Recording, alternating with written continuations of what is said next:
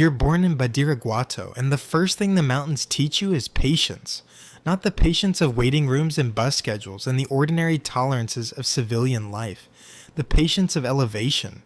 The patience of a man who can see 3 valleys from a single ridge and understands that everything moving through those valleys is eventually visible to the man who holds the high ground long enough. Your grandfather understood this. Your father understood it. You absorbed it before you could have articulated it. The way children absorb the grammar of the place they're born into before they learn, there are other grammars.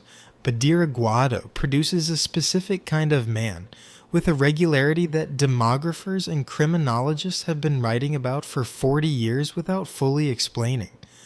The Golden Triangle, Sinaloa, Durango, Chihuahua meeting in the mountains where the terrain is too difficult for state presence and too poor for legal agricultural survival, has been exporting men like you since the 1960s. El Chapo came from here. El Mayo came from here.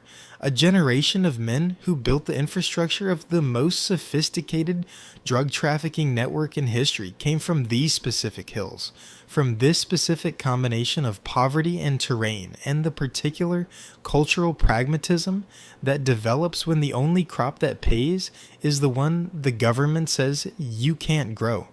Your father was not a boss. He was a farmer. He grew marijuana on a parcel that has been in your family for 3 generations and sold it up the chain to men with trucks and connections and the ruthlessness that moves product from the hills into the pipeline that runs north. You watched how those men interacted with your father. You watched the difference between the man who produces and the man who moves. The producer is tied to his land. The mover is tied to nothing and therefore owns everything. You were 12 when you understood this distinction completely. You were 16 when you acted on it. The Sinaloa Federation finds you before you find it. This is how it works in the hills. You don't apply. You don't interview. You are seen by people who spend their lives watching for capability in young men, from the right geography, with the right combination of intelligence and nerve, and the specific quality of stillness that distinguishes a man who is processing a situation from a man who is simply afraid of it. A recruiter sits with you at a cousin's wedding when you are 17, and the conversation is about nothing and everything simultaneously, and you understand exactly what's being assessed, and you answer what's being asked rather than what's being said. He reports back that you're ready. You spend your first 3 years as a mover. Literally, you drive. Routes through Sonora and into Arizona, through Chihuahua and into Texas. The corridors that the Sinaloa network has been running since before you were born. You learn the infrastructure the way you'd learn a city. Not from a map, but from repetition.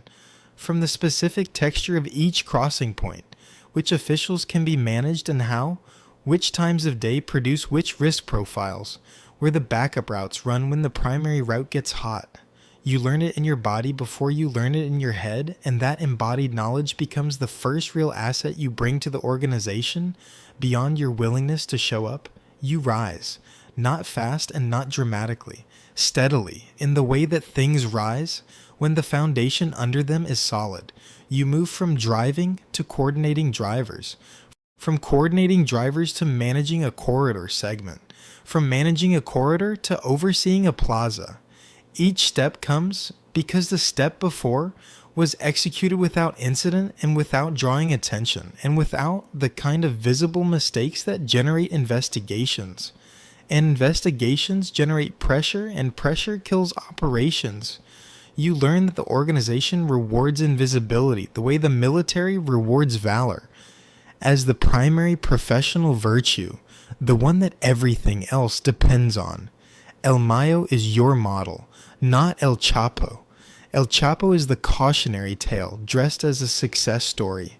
El Chapo built things well and then couldn't resist the gravity of his own visibility. The tunnels, the escapes, the Sean Penn interview, the mythology that accumulated around him was the instrument of his eventual capture as much as any intelligence operation. El Chapo wanted to be known. El Mayo wanted to last. El Mayo is still the most powerful figure in Sinaloa's history and the least photographed, the least romanticized, the one who outlasted everyone by making himself structurally irreplaceable and personally invisible. You take the lesson. You are 41 years old, and there is no photograph of your face in any law enforcement database that is less than 8 years old. This is not an accident. It is the result of a discipline maintained across 2 decades with the same rigor you maintain your weapons and your routes and your financial architecture. Every time there's a camera nearby, you turn. Every time there's a social gathering that might generate documentation, you find a reason not to attend or attend in a way that positions you outside the frame. You have children who have been instructed from the time they could understand instructions never to post photographs that contain your face. They have followed this instruction because they understand in the way children of men like you understand things, that the instruction is not a preference, it is a survival requirement. The CJNG enters your operational consciousness around 2012, not as a threat initially, as a phenomenon worth monitoring. A splinter group from the Millennial Cartel, which itself had connections to the Sinaloa network before the relationship deteriorated, that is expanding with a speed and aggression that doesn't fit the Sinaloa model. The Sinaloa model is horizontal expansion through corruption, through the management of relationships with law enforcement and government and military that make overt confrontation unnecessary. You buy the peace. You price the protection. You maintain the arrangement. Violence is a cost you absorb only when the alternative cost is higher. El Mencho's model is the opposite.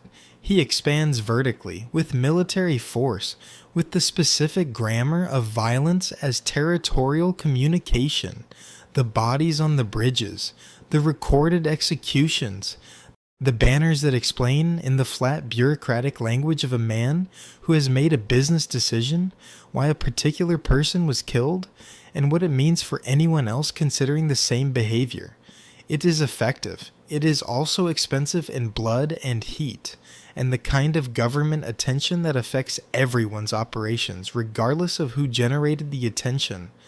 Between 2015 and 2019, the national homicide rate climbed from 15.1 to 28.2 deaths per 100,000 people, a period that overlapped directly with the CJNG's expansion across Mexico.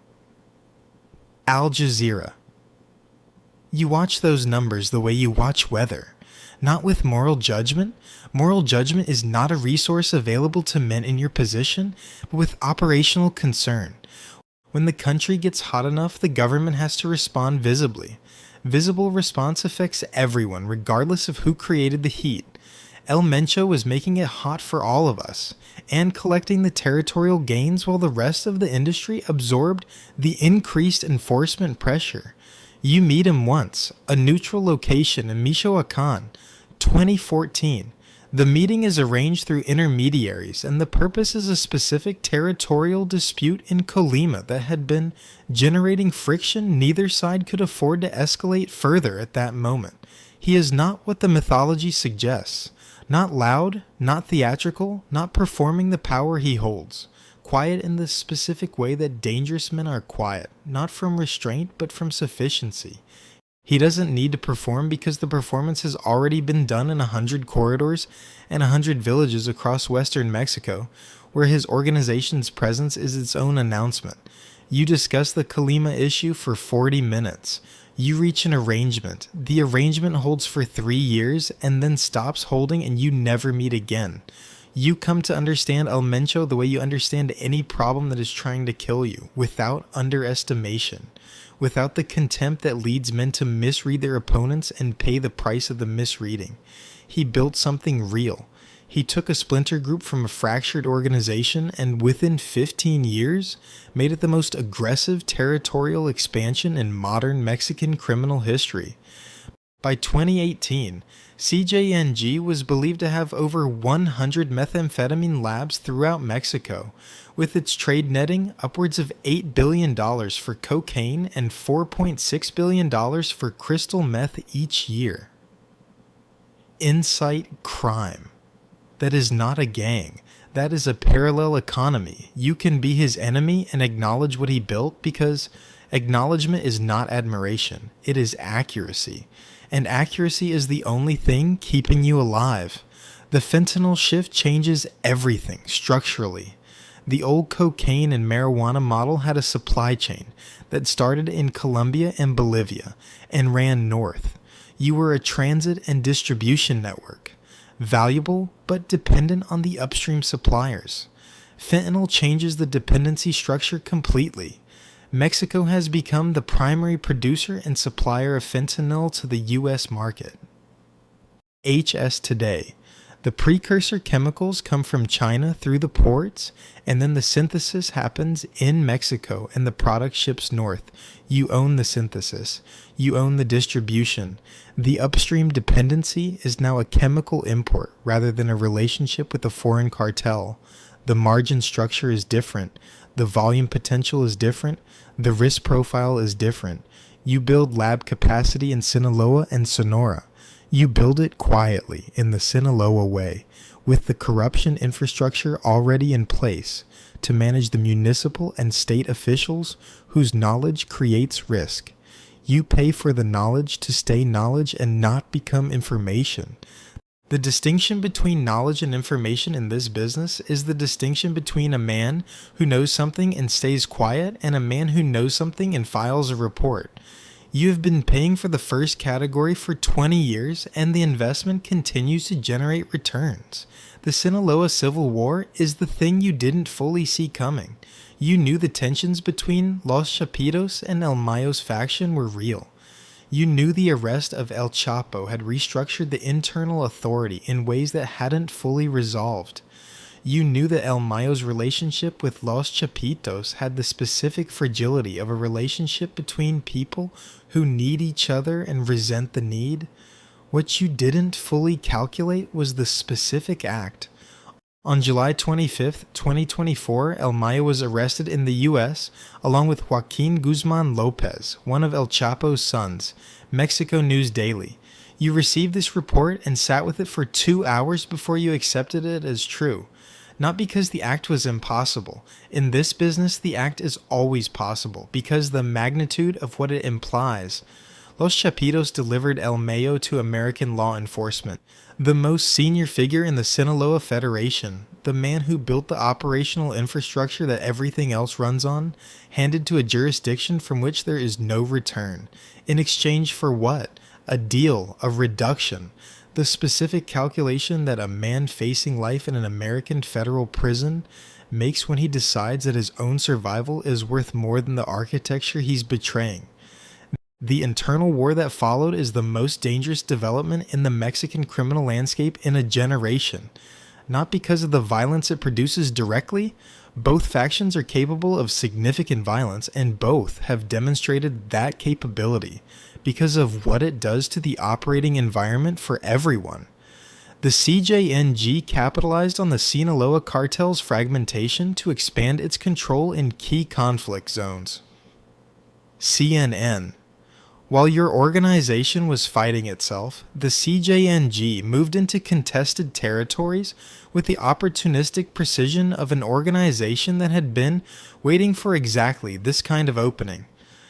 Clashes between non-state armed groups in Tijuana increased by 16% between July 2024 and March 2025, with the surge particularly affecting the city's northern districts along the U.S. border. Mexico News Daily Tijuana is the Pacific Corridor. The Pacific Corridor is where the product crosses, and crossing is where the money is made, and the money is what everything else is built on.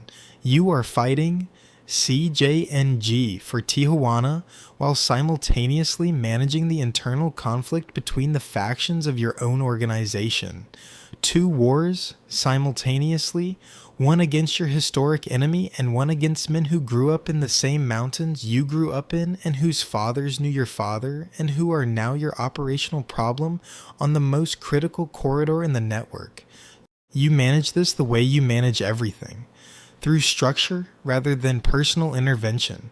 through the cultivation of people at every level who can execute without being given the full picture. You know enough about how organizations fail to understand that the leader who needs to personally manage every front is the leader who has failed to build an organization. The organization